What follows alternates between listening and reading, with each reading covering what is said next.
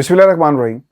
अस्सलाम वालेकुम नाज़रीन, इरफान हाशमी आपको शो में खुशामदीद कहता हूँ। आज 5 जनवरी और दिन है हफ्ते का। व्यूअर्स, पाकिस्तान के अंदर मौका परस्तों की कमी नहीं है। इंसानों के रूप में, सियासतदानों के रूप में। इंसानों से मुराद मेरी आम इंसान है और सियासतदान हमारे जो बड़े-बड़े सियासतदान जिसमें आसिफ अली जरदारी, उभरते हुए नौजवान बिलावल भुट्टो एक बड़े मौका परस्त बनकर सामने आएँगे। इसके अलावा शहबाज शरीफ साहब तो हमेशा मौके की तलाश पे रहते हैं, ताकतवर हलकों के साथ जुड़े रहने की कोशिश करते हैं, पल्स चेक करते रहते हैं कि वो क्या सोच रहे हैं और किस किस्म की एक्सपेक्टेशंस हैं उनकी निज़ाम के साथ और किस तरह हालात को मैनिपुलेट करके अपने लिए कोई रास्ता बना सकें। मरीम नवाज़ शरीफ, जिसका आज ज़िक्र भी किया गया, शुक्रिया अदा किया गया कि होस्ट किया उन्होंने आसिफ अली जरदारी को, बिलावल भुट्टो को, और जो मुलाकात उनकी हुई उस हवाले से, शहबाज शरीफ साहब के हवाले से, उनसे बड़ा मौका परस्त आपको कोई नज़र नहीं आएगा। और एक स्ट्रेटजी के तहत पार्टी को टेक ओवर करना, एक स्ट्रेटजी के तहत अगला लीडर कौन होगा, फैसला कौन करेगा, जो वजारत का है, वजारत उज़्मा का, फिर पार्टी के अंदर लीडरशिप के मामला, पार्टी के अंदर कंट्रोल किसका चलेगा, पार्टी में किसकी बातचीत जो है वो आगे बढ़ेगी, शहबाज शरीफ को किस तरह दूर रखना है, हमजा शहबाज की सियासत को किस तरह ख़त्म करना है, ये आज की बात नहीं है। ये 15 साल पहले भी हम ये सुनते थे। और हमजा की लड़ाइयाँ मरीम के साथ ये आज की नहीं है, बहुत पुरानी हैं। तो मरीम नवाज़ ने ऑब्वियसली अपने वालिद साहब की लाडली हैं और ये सियासत, जो सियासी इमारत है जिसकी ऑनरशिप इस वक्त मरीम के हवाले करने के लिए नवाज शरीफ साहब ये सब कुछ कर रहे हैं, तो ये मौका परस्तों की एक जंग है। नवाज शरीफ साहब मुल्क से बाहर बैठकर कुछ नहीं कर सकते। उन्हें ऐसे खिलाड़ी चाहिए, ऐसे मोहरे चाहिए जिनके ऊपर वो इत्तफाक कर सकें और अपनी मौका परस्ती के ज़रिए, अपने इस नई स्ट्रेटजी के ज़रिए अपनी सियासत को आगे बढ़ा सकें। वो इस भी कोशिश में हैं कि शायद हालात बदलें और उनको चौथी बार वज़ीर-ए-आज़म बनने की कोई नवीद कहीं से सुनाई दे। अगर ये नहीं, कम अज़ कम मरीम की सियासत में भरपूर किस्म की एंट्री हो सके और वो ख़ुद एक बतौर ब्रांड, यानी वो नकल कर रहे हैं इमरान खान की, और उस नकल के तहत वो चाहते हैं कि इस ब्रांड को, जो नवाज शरीफ का ब्रांड है, यानी पार्टी के ऊपर जो शख्सी छाप है, उसको आगे लेकर चलें। और ये हालात है हमारे सियासतदानों के। मौका परस्ती आपको नज़र आएगी। एक मुलाकात हुई है और इस मुलाकात का हाल अहवाल और क्या एक्सपेक्टेशंस हैं, इस पर तफसील से हम बात करेंगे। और वज़ीर-ए-आज़म पाकिस्तान इमरान खान का दौरा इस वक्त जारी है, मुख्तलिफ ममालिक के सरबराहान से उनकी मुलाकात हो रही है और ऑब्वियसली एक बयान तो दिया है फवाद चौधरी साहब की तरफ से कि हम सालिसी का किरदार अदा करने को तैयार हैं अमेरिका और चीन के दरमियान। मेरा ख्याल है कि उन्हें जो है इतना भी खुशफहमी का शिकार नहीं होना चाहिए। हम अपने आप अपनी सर्विसेज तो पेश कर सकते हैं, लेकिन ये मुमकिन नहीं होगा कि पाकिस्तान एक सालिसी का किरदार अदा कर सके। हाँ, हम सालिसी का अच्छा किरदार अदा किया हमने तालिबान के हवाले से, बाकी जो अमेरिका और तालिबान के दरमियान एक ब्रिज बने रहे, बातें हम एक दूसरे को कन्विंस करते रहे, लेकिन ये इकोनॉमिक पावर्स, दुनिया की जो बड़ी बड़ी पावर्स हैं, शायद बाज़ लोगों की मेरी बात पसंद आए, लेकिन हमें थोड़ा सा रियलिस्टिक होकर बयान देना चाहिए। मुलाकात हुई, पीपी और नून लीग में हुकूमत से छुटकारे के लिए तमाम ऑप्शन इस्तेमाल करने पर इत्तफाक। ये हेडलाइंस हैं जी आज के इस वक्त वेबसाइट्स की, इस वक्त टेलीविजन चैनल्स की स्क्रीन्स के ऊपर। मुलाकात के बाद मैं आज जो कुछ टाइम ने जो रिपोर्ट किया गया वो और असल में जो कहानी थी वो आपके सामने रखूँगा। गुफ्तगू में शहबाज शरीफ ने कहा कि हुकूमत के खिलाफ तमाम आइनी, कानूनी और सियासी ऑप्शन को इस्तेमाल करना होगा। अब ये बार बार आइनी और सियासी ऑप्शंस की क्यों बात करते हैं, आप कभी सोच कर देखें। जरदारी साहब ने किस किस्म के नारे लगाए कि मियाँ साहब पाकिस्तान आएँ, अगर आप पाकिस्तान आएंगे तो हम फिर इस्तीफ़े भी दे देंगे, हम फिर जो हुकूमत के खिलाफ तहरीक-ए-एतमाद की तहरीक भी चलाएंगे, लेकिन आप पाकिस्तान से बाहर बैठ कर जमहूरी क़ुव्वतों को और वो लोग जो पार्लियामेंट के अंदर मौजूद हैं उकसा नहीं सकते। और इसके ऊपर मरीम नवाज़ ने बहुत ही एकदम से, जिसे कहते हैं ना, आग लग गई। उन्होंने कहा कि ये फ़ैसला हमने करना है। मरीम नवाज़ के अल्फाज थे कि उनकी तबीयत ख़राब है और तबीयत के जो हालात पिछले 3-4 रोज़ से जो बरतानिया में पोस्टमार्टम हम कर रहे हैं वो भी आपके सामने है। सहाफ़ी का ये काम है कि आप तक हक़ाइक़ लेकर आएँ और हक़ाइक़ बड़े ज़बरदस्त तरीके से आपके सामने आ रहे हैं। उस पर भी मैं आऊँगा क्योंकि एक वीडियो जो आई इस पर भी कुछ डेवलपमेंट्स है, लेकिन कानूनी, आइनी और सियासी ऑप्शन को इस्तेमाल करना होगा। देखिए, ये बात तो बहुत देर से हो रही है। अब ये क्यों नैरेटिव बार बार दोहराया जा रहा है? ये सिर्फ और सिर्फ मीडिया के सामने बयान दिया जा रहा है, ऐसा नहीं है। अंदर की खबर ये है कि एक लॉन्ग मार्च पाकिस्तान पीपल्स पार्टी कर रही है, बंदे नहीं मिल रहे, बंदे कहाँ से आएंगे और किस तरह अपनी पॉलिटिकल फेस सेविंग की जा सके। इस पे राय साहब ने बड़ी तफसील से बात की है प्रोग्राम में, दो टॉक में, उसको भी आप देखिएगा। लेकिन मेरे पास जो खबर है वो मैं आपके साथ शेयर करता चलूँ कि बंदे नहीं मिल रहे, और बंदे जब सड़कों पर नहीं होंगे, स्ट्रीट पावर जो शो करनी है वो जब नहीं होगी, तो फिर क्या होगा?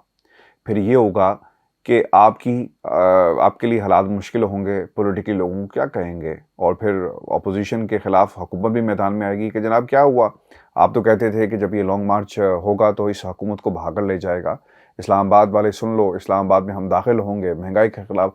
अच्छा, इंटरेस्टिंग बात यह है कि इस मार्च के नाम बदलते रहे, कभी लॉन्ग मार्च रख दिया जाता है, कभी महंगाई मार्च रख दिया जाता है, कभी हुकूमत से निजात हासिल करने के लिए इस मार्च का नाम तब्दील कर दिया जाता है। तो तब्दीलियाँ आपको इस महाज के ऊपर बड़ी ज़बरदस्त किस्म की रोज़ाना की बुनियाद पर नज़र आएंगी। तो सिर्फ और सिर्फ जाने का मकसद ये था कि दोनों पार्टीज़ ये चाहती हैं कि मिलकर कोई तारीख का ऐलान किया जाए और नून लीग अपने पीडीएम के दस्ते समेत इसमें शामिल हो जाए। और अगर ये शामिल हो गई तो उसका फ़ायदा ये होगा कि मिलकर एक भरम रह जाएगा, बंदों का जहाँ तक मामला है वो पूरा हो जाएगा। आपने कभी सोचा है कि नवाज शरीफ साहब क्यों बार बार जो नखरे हैं वो उठाते हैं, इनके फजल रहमान साहब के नाज नखरे इसलिए उठाए जाते हैं क्योंकि इनके पास स्ट्रीट पावर नहीं है। पाकिस्तान मुस्लिम लीग नून ने अगर कोई रैली निकालनी हो तो उस तरह के हालात इनके लिए साजगार नहीं होते कभी भी कि ये कोई बहुत बड़ी रैली निकाल सके। लोगों को ज़िली सतह के ऊपर और तहसील सतह के ऊपर ख़त लिख कर बुलाया जाता है, ड्यूटीज़ लगाई जाती हैं। खैर ये तंजीमी मामलात हैं, ऐसा ही होता है हमेशा पार्टीज़ को कि जनाब मरीम ने आना है तो बंदों को एक्टिव किया जाए, रैली को कामयाब बनाना, ये बिल्कुल ठीक बात है। लेकिन वो रैलियाँ जिसमें बुलाए बगैर लोग आए वो हमेशा कामयाब होती हैं। वो तहरीकें जिसमें लोग दिलो जान से जाएं वो कामयाब होती हैं। बिरयानी, बर्गर और टिक्की वाले नान और ये जो आजकल तो खैर बिरयानी से मामला नीचे आ गया है इसके ऊपर जो तहरीकें चलती हैं उनका हाल यही होता है जो इस वक्त पाकिस्तान के अंदर हो रहा है। लीडर बिरयानी की प्लेटों के ऊपर जो लीडर बने ना, वो लीडर नहीं होते। लीडर वो होता है जिसने खून दिया हो इस मुल्क को। लीडर वो होता है जिसने खून दिया हो इस तहरीक को। आज भी जो मैसेज आवाम को मिला जुल्फ़िकार अली भुट्टो की फांसी के बाद, जिसको लोग आज अदालती कत्ल कहते हैं, और एक ऐसी नज़ीर है जिसको कभी भी एज प्रेसिडेंट अदालत में इस्तेमाल नहीं किया गया, और लोग ये मानते हैं कि वो अदालती कत्ल था जो जुल्फ़िकार अली भुट्टो का किया गया। सेंटिमेंटल और एक हमदर्दी का एक वोट था जो बेनज़ीर को मिला, जो इस्तकबाल किया गया। लोगों को उस वक्त बिरयानी की प्लेटों पर नहीं बुलाया गया था, लोग आए थे। लेकिन जब कुर्बानी की बात आती है, नवाज शरीफ साहब कहते हैं मैं पाकिस्तान नहीं जाऊंगा। आपने पिछले 3 महीनों के अंदर इस जमात के कितने बयान बदले हुए देखे होंगे? जो जमात अपनी लीडर के पाकिस्तान आने के हवाले से कोई एक बयान नहीं दे सकती, कोई लायामल नहीं दे सकती, उससे इस मुल्क को क्या देना है? आज मैं फिर ये सुन रहा था कि जो जवेद लतीफ़ साहब हैं, फिर कहा कि कुछ दिनों में यहाँ पे होंगे। खुदा रा झूठ मत बोलें इस कौम के साथ। झूठ बोलते बोलते आपने इस कौम को जो इत्तमाद था सियासतदानों से, यानी हासिल मजमी उठ चुका है, इस निज़ाम से उठ चुका है। और गरीब ये कहता है कि यार हमारे 2 वक्त की रोटी पूरी होनी चाहिए, हमें क्या लगे। और इसका फ़ायदा ये लोग मौका परस्तों की ये जो फ़ौज है वो उठा लेती है। कोई सिपा सलार है, कोई शहज़ादा है, कोई शहज़ादी है, तो मौका परस्त शहज़ादे शहज़ादियों का जो हाल है वो अब कौम के सामने बहुत जल्द आएगा। व्यूअर्स, जो दूसरी बात कही गई कि हमने तय किया है कि चंद दिन में नून लीग की सेंट्रल एग्जीक्यूटिव कमेटी से मशावरत करके हमारे इत्तेहादी पीडीएम में इस मामले को लेकर जाएंगे। मशावरत के साथ इकट्ठे होकर हिकमत अमली का ऐलान करें, खुदा का खौफ खाएं और सच बोला करें लोगों से। जो सेंट्रल कमेटी जिसकी आप बात कर रहे हैं उसकी बुनियादी वजह है ना, शहबाज शरीफ साहब कभी भी नहीं चाहेंगे कि 23 मार्च को जो लॉन्ग मार्च करने की बात की गई है और उसके ऊपर सहारा लें और फ़ौज को जो है वो नाराज़ कर दें। नवाज शरीफ साहब हमेशा डिपेंडेंट रहे फजल रहमान के ऊपर क्योंकि इनके पास स्ट्रीट पावर नहीं है। यही हाल पाकिस्तान पीपल्स पार्टी का हो गया, नून लीग का हाल इससे पहले भी था। पाकिस्तान के अंदर अगर कोई जमात, ये मैं आपको बहुत न्यूट्रल होकर बात कर रहा हूँ, आज भी कोई जलसा जुलूस हो तो तहरीक इंसाफ को बीट करना नामुमकिन है। व्यूअर्स, लोग इमरान खान की झलक देखने के लिए सड़कों पर आते हैं। इमरान खान ने जिस दिन नारा लगाया और कौम उसके पीछे लब्बैक कहेगी, ये मैं नहीं कह रहा, ये जो कुछ हमने ओवर द ईयर्स देखा है और जिस तरह की यूथ अटैच्ड है इमरान खान के साथ, वो नवाज शरीफ के साथ नहीं अटैच हो सकती। तस्वीरें, झूठी तस्वीरों के ऊपर जब आप सियासत करेंगे ना, तो उस सियासत का क्या हाल होगा। ये मोरालिटी सी सियासत है जिसका कोई ख्याल नहीं करता। झूठी तस्वीरें नूर खान बेस की लगा लगा कर कहा जाता है कि लीडर ये होता है, लीडर इस तरह का होता है। क्यों कौम के साथ आप झूठ बोलते हैं? आपको अपोजिशन को वो किरदार अदा करना चाहिए था पार्लियामेंट के अंदर। आप काहे की सेंट्रल एग्जीक्यूटिव कमेटी, कहाँ की सेंट्रल एग्जीक्यूटिव कमेटी, कौन से फैसले? शहबाज शरीफ साहब कभी भी इस्टेब्लिशमेंट को नाराज करके आगे नहीं बढ़ेंगे। और ये याद रखिएगा, 23 मार्च के हवाले से लॉन्ग मार्च जो किया जा रहा है, इस पर रिजर्वेशंस पाई जाती हैं। इसीलिए बार बार शेख रशीद साहब कहते हैं कि आप आएँ, देख लेंगे हम। और अस्करी की क़यादत और पाकिस्तान तहरीक इंसाफ की हुकूमत से इस वक्त एक पेज पर है, और एक बार नहीं मुतअद्दिद बार ऑफिशियली अनऑफिशियली ये बात कही जा चुकी है कि हुकूमत जो भी होगी, जो भी फैसला करेगी, सपोर्ट मिलेगी। मुआशी तरक्की के बगैर सियासी इस्तेहकाम व्यूअर्स कभी भी नहीं आ सकता, और ये बात पाकिस्तान की अस्करी क़यादत बखूबी जानती है। और इस वक्त जब पाकिस्तान के अंदर मुआशी मसाइल हैं और सर्वेज जो कहते हैं, इसको काउंटर करने के लिए सपोर्ट की ज़रूरत है, जो पाकिस्तान की अस्करी क़यादत हमेशा देती रहेगी, और इसी के लिए पुरज़्म है। और आपको ये बता दें कि इत्तेहादियों की बात की गई है, ऐलान किया गया है कि पीडीएम इस मामले को लेकर जाएंगे, मुशावरत के साथ इकट्ठे होकर हुकूमत अमली का ऐलान किया जाएगा। कोनियों से मुलाकातें आज हुई हैं, झुककर मुलाकातें हुई हैं, मुक्कों से मुलाकातें हुई हैं। ये सिर्फ और सिर्फ कौम को बेवकूफ़ बनाने की बात है। मौका परस्तों का टोला फिर इकट्ठा हुआ। मौका परस्तों का टोला तलाश में है कि एक दूसरे की इज्जत को बचा लिया जाए, क्योंकि व्यूअर्स, इलेक्शन तक कोई जमात इस पोजीशन में नहीं है कि इस हुकूमत को घर भेज सके। ये अपने तौर पर लड़ते रहेंगे। और मुझे तो खैर हैरानगी हो रही थी तंजीम साजी के नारे लगाने वाले और एक दूसरे को के खिलाफ बयानबाजी जिस हद तक आगे चली गई। वो जमातें किस मुंह से एक दूसरे के खिलाफ, एक दूसरे के साथ आ जाकर खड़ी हो जाती हैं? इससे मौका परस्ती की आपको बू आती है। मौका परस्ती है जो कुछ किया जा रहा है। हमारी खबर के मुताबिक आपको बताते चलें, बाकायदा तौर पर कहा गया, रिक्वेस्ट की गई है शहबाज शरीफ और उनके दीगर लोगों से कि आप माने और इकट्ठे हो मिलकर एक धरना दिया जाए, एक लॉन्ग मार्च किया जाए और इस तारीख को बदल दिया जाए, ताकि फेस सेविंग हो सके।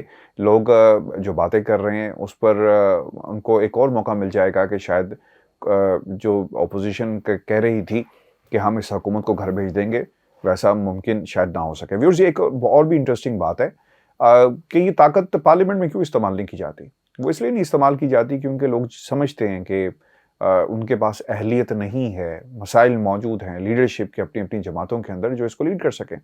पाकिस्तान पीपल्स पार्टी की मेजॉरिटी नहीं है पार्लियामेंट के अंदर, नून लीग की मेजॉरिटी नहीं है, तो फिर किस तरह निज़ाम को टेक ओवर किया जाएगा, किस तरह इस हुकूमत को घर भेजा जाएगा। ख्वाहिशात तो लोगों की हो सकती हैं -1 की, और ये भी एक अलमिया है। मैं इसे अलमिया ही कहता हूँ, क्योंकि जब पाकिस्तान की जो सियासी जमातें हैं वो स्ट्रॉन्ग नहीं होंगी तो वहाँ पे शख्सियात की जो है वो छाप होगी। तहरीक इंसाफ में भी ये हालात हैं, नून लीग के अंदर भी ये हालात हैं, पीपल्स पार्टी में भी। आज जुल्फ़िकार अली भुट्टो मरने के बाद भी आज भी जिंदा है, लेकिन कुछ लोग और उनका नाम इस्तेमाल करके इस पार्टी को जिंदा रखे हुए हैं। क्यों? शख्सियात की बड़ी ज़बरदस्त किस्म की, मैं हमेशा ये बात करता हूँ, आज फिर कर रहा हूँ, कि सियासी जमातों पर छाप है, लेकिन इसके बावजूद जो निज़ाम है, हमें इसी के अंदर रहकर पाकिस्तान की 22 करोड़ आवाम ने अपने लिए बेहतरीन ऑप्शन का इंतखाब करना है। और हमें तो ऐसा लगता है, जिन लोगों से हम राब्ते में रहते हैं, जो पॉलिटिकल अलाइनमेंट हो रही है, इमरान खान से बेहतर ऑप्शन मौजूद नहीं है। पीपल्स पार्टी अगर पूरे मुल्क की जमात होती तो उसका वो हाल ना होता कि आज सिर्फ एक सूबे की जमात बन कर रह गई। नून लीग अगर पूरे मुल्क की नुमाइंदगी कर रही होती तो उनको अपने पंजाब के अंदर भी जो उनके टफ टाइम मिल रहा है तो ऐसा ना होता, वहाँ भी उनकी हुकूमत होती, ऐसा नहीं है। वफाक के अंदर हुकूमत होती, ऐसा नहीं है। गिलगित बल्तिस्तान में जो कुछ हुआ वो आपके सामने है, कश्मीर में जो कुछ हुआ वो आपके सामने है, और केपी में तो खैर दूर दूर तक नामो निशान नहीं। तो फिर किस बुनियाद के ऊपर ये तमाम सियासी जमातें इकट्ठी होकर मुल्क को चलाने की बात करती हैं? आज शहबाज शरीफ साहब की अब तकरीर सुने, मुझे तो खैर दुख हो रहा था, अफसोस हो रहा था इन लोगों की सियासत के ऊपर, कि वो ये कहते हैं कि आज बेवाएं यतीम बच्चे आसमान की तरफ देखकर दुआ ये करते हैं कि कब इनका छुटकारा जो है इस हुकूमत से मिलेगा। काश आप मॉडल टाउन के जो यतीम बच्चे हैं, जो सानिया हुआ, इसके ऊपर भी आपकी कोई पॉलिसी होती। काश आप इन जमातों का जब इकट्ठ होता है और आप मीडिया पर आकर बात करते हैं तो अपने केसेस के बारे में बात करें। आपको हमको बताएं कि आप पर जो इल्ज़ाम लगाए गए वो किस तरह इल्ज़ाम है, आपने कभी बात नहीं की। रिटॉरिक्स के ऊपर सियासत चल रही है, बयानिए पर सियासत चल रही है, और कहा जाता है कि लोग तहज्जुद में भी दुआ करते हैं, फजर के वक्त भी दुआ कर रहे हैं, ईशा के खुदा के लिए कौम से झूठ बोलना बंद करें।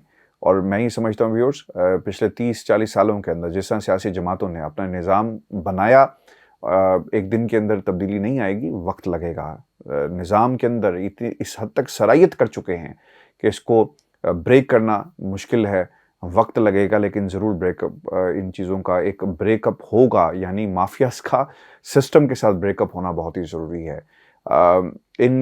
इस सिस्टम के अंदर अगर इफ़ यू बिलीव कि 40 सालों में हालात बदले, तो आज भी हालात बदलने चाहिए थे। ये तब्दीली अगर 40 सालों में आई थी तो आज ये नज़र आनी चाहिए थी, चूँकि खोखली बुनियादें थी। अगर इमारत खूबसूरत बनी होती तो वो खूबसूरत ही रहती। एक हुकूमत बदल जाने से, जिसको अवाम ने मैंडेट दिया, इतनी ज़्यादा तब्दीलियाँ नहीं आ सकती कि एकदम से हर चीज़ जो है वो ज़ीरो हो जाए, चूँकि निज़ाम कहीं पे दुरुस्त था ही नहीं, सिस्टम मौजूद ही नहीं था। इसीलिए पाकिस्तान आज जहाँ पे खड़ा है, ये हालात आपके सामने हैं। व्यूअर्स, ये आज के शो था, अपने कमेंट जरूर भेजिएगा, चैनल को सब्सक्राइब करना मत भूलें। इंशाल्लाह अगली वीडियो के अंदर प्राइम मिनिस्टर पाकिस्तान इमरान खान का दौरा चीन के हवाले से कुछ हक़ाइक़ आपके सामने रखूँगा, और किन किन जो सरबराह मुमलिकत हैं उनसे मुलाकात हुई। इजाज़त दीजिए, अल्लाह ने के बाद।